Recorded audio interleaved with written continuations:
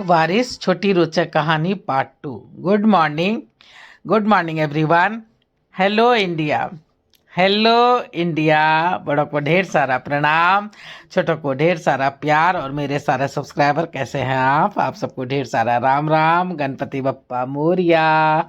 Welcome back to my YouTube channel Simi की diary official में आप लोग का ढेर सारा स्वागत है।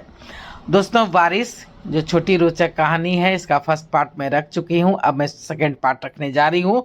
तो इसके सेकंड पार्ट में तहे दिल से आप लोगों का स्वागत कर रही हूँ।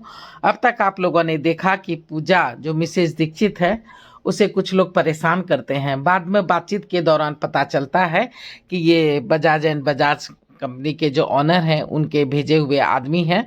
उनका छोटा बेटा और बहू की एक्सीडेंट में मौत हो गई है और उसके पोते वारिस जो है सो वो शिकागो के एक हॉस्पिटल में बिल्कुल सुन पड़ा हुआ है। और डॉक्टरों का कहना है कि माता पिता में से किसी एक का भी चेहरा मिलता जुलता भी अगर कोई इसके सामने आ जाता है तो शायद इसकी ज़िंदगी बचाई जा सकती है। तो इसीलिए बजाज साहब हर जगह अपने बेटे और बहू का फ़ोटो ले करके अपने आदमी को भेजे हुए हैं कि कहीं से कोई क्लू मिल जाए, या तो उसके बेटा का हमशक्ल या उसकी बहू का। तो उसी में पूजा उसकी हमशक्ल निकलती है और पूजा मिल जाती है। तो अब एक कॉन्ट्रैक्ट हुआ है जिसमें पूजा को शिकागो जाना है और वारिस की जान बचाने में मदद करनी है। तो यहाँ तक आप लोगों ने फर्स्ट पार्ट में देख लिया है। अब पूजा अपनी मम्मी और अपने बेटे क्षितिज के साथ प्लेन से बम्बई आ जाती है। यहाँ तक आप लोगों ने देख लिया है। तो अब मैं सेकंड पार्ट आप लोगों के समक्ष रखने जा रही हूँ कि एयरपोर्ट पे उतरने के बाद उन लोगों को एक बड़ी गाड़ी से लेकर के एक अच्छे से फ्लैट में लाया गया था। फ्लैट काफ़ी अच्छा था, सुख सुविधा की सारी चीज़ें उपलब्ध थी, नौकर चाकर भी तैनात थे। सभी ने फ्रेश होकर के खाना खाया, फिर सो गए। शाम में उठा तो देखा कि हॉल में कुछ लोग जमा हैं। दोनों माँ बेटी घबरा गई कि क्या बात है। आखिर हिम्मत करके पूजा ने पूछ ही लिया, क्या बात है? जी मैडम, ये चारों गुरु जी हैं आप लोगों को। एक आपको इंग्लिश सिखाएंगे, एक मोटापा कम करवाने के लिए एक्सरसाइज और व्यायाम, और ये तीसरा चौथा आपके बेटे को पढ़ाएंगे ताकि उसका एडमिशन यहाँ के अच्छे स्कूल में हो सके। एडमिशन पर क्यों? हम तो कुछ दिन में चले जाएंगे ना, तो फिर इसकी क्या ज़रूरत है? जी कितना वक्त लगेगा मैडम कहना मुश्किल है, इसलिए ये सब ज़रूरी है। सर का ऑर्डर है। क्या इस बीच आप हमें कैद करके रखेंगे? जी नहीं, आप अपनी इच्छा से जी सकती हैं, जो चाहे कर सकती हैं, कोई रोक टोक नहीं है, बस हम साथ रहेंगे। ओफो, अब तो जैसे रटी रटाई जिंदगी शुरू हो गई थी। खाना तो जैसे नाम मात्र का ही मिलता था, ऊपर से एक्सरसाइज करना पड़ रहा था, सो अलग। क्षितिज के मास्टर काफ़ी कड़क थे, दिन के 8 घंटे सर पर सवार रहते। पूजा को काफ़ी तकलीफ हो रही थी, पर क्षितिज को लाइन पर आता देख करके वो खुश थी। चलो प्रभु, जैसी तेरी इच्छा, कम से कम ये बन जाए, कुछ बन जाए तो मैं अपना इन लोगों का मदद करके अपने आप को कृतार्थ महसूस करूँगी। 1 महीने के अंदर ही पूजा का शरीर निखर आया था, चर्बी पिघल गई थी और कुछ लटक सी गई थी। अब उसका ऑपरेशन होना था। सभी डर रहे थे, पर कुछ नहीं होगा। बार बार आश्वासन मिलने से सभी खुश थे कि चलो ठीक है। 1 सप्ताह सभी को बॉम्बे के जाने माने हॉस्पिटल में गुजारना पड़ा था। अब पूजा का हुलिया तो जैसे बिल्कुल ही बदल गया था। वो 40 की नहीं बल्कि 30 की लग रही थी। पार्लर जाके उसको बिल्कुल सजाया संवारा भी गया था। 1 सप्ताह के बाद सभी को 1 सप्ताह तक सभी ने काफ़ी ऐश मौज किया था, शॉपिंग वगैरह किया था, पूरा मुंबई उन लोगों ने घुमा फिरा था। और इस बीच जो है सो माँ भी थोड़ा बहुत इंग्लिश बोलना सीख ली थी और पूजा तो बिल्कुल अच्छी तरह से इंग्लिश बोलना बिल्कुल सीख गई थी। वादे के अनुसार रोज फ़ोन पर दोनों माँ बेटी घंटों अपने घर पे बातचीत कर लेते थे घर वालों से, और सभी खुश थे कि चलो क्षितिज की ज़िंदगी बन जाएगी। देखते देखते पूजा को मुंबई आए 2 महीना बीत गया था। अब उसे बजाज साहब के साथ शिकागो जाना था, जहां उसका वारिस बीमार पड़ा था।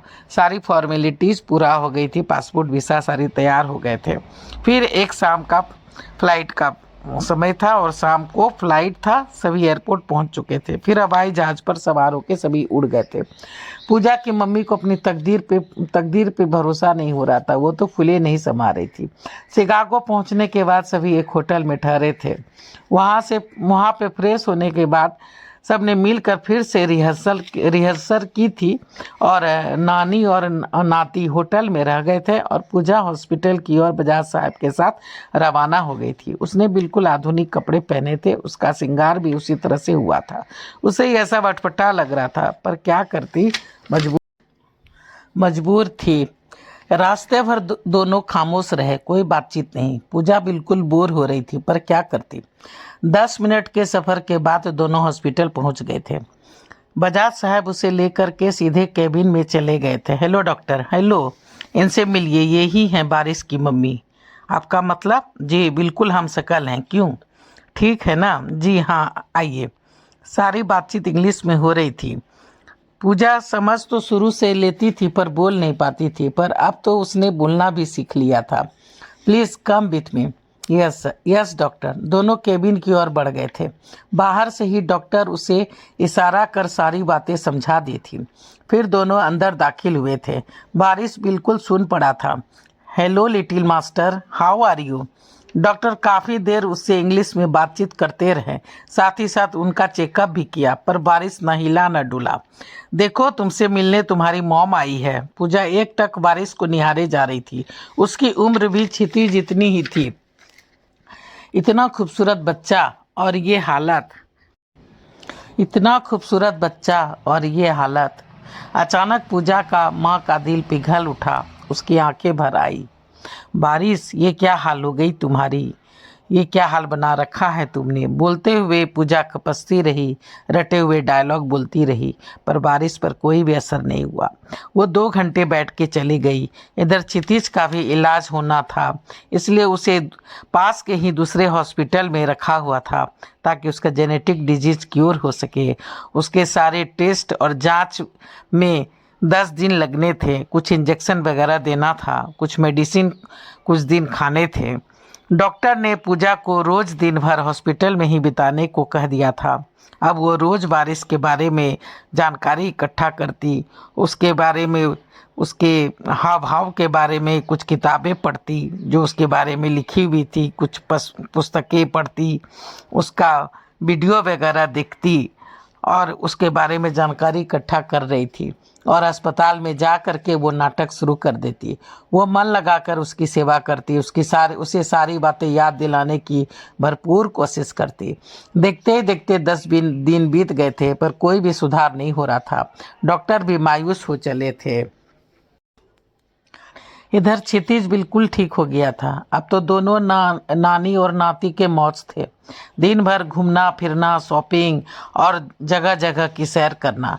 जबकि पूजा दिन भर अस्पताल में रहती और वहाँ से जब शाम में लौट कर आती तो बिल्कुल थक जाती।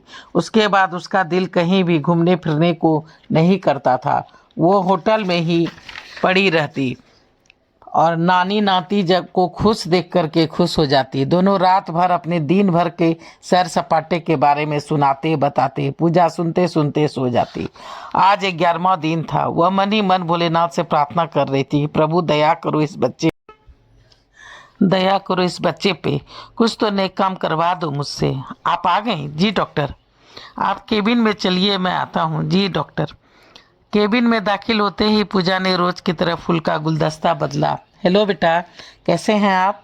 कह के बारिश का माथा चूमा, खिड़की खोली, उसके बेड ठीक किए, फिर उसके बाल बनाने लगी। पूजा इन सब बात से अनभिज्ञ थी कि आज बारिश उसे एकटक देखे जा रहा है। अब आप ठीक हैं बेटा? पूजा ने जैसे ही मुस्कुरा के देखा दंग रह गई। बारिश की आंखें डबडबाई हुई थी। वो खुश हो गई। बेटा बेटा कहते हुए उसे बुरी तरह चुमने लगी।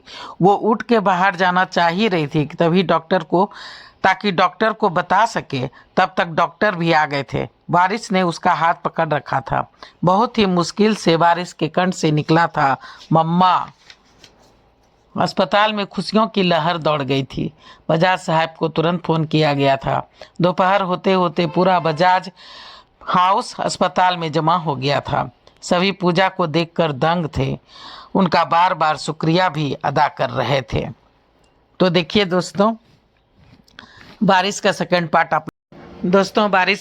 पार्ट मैं यहीं पे समाप्त करती हूँ। तीसरा पार्ट लेके जल्दी ही आप लोगों के समक्ष आ जाऊंगी।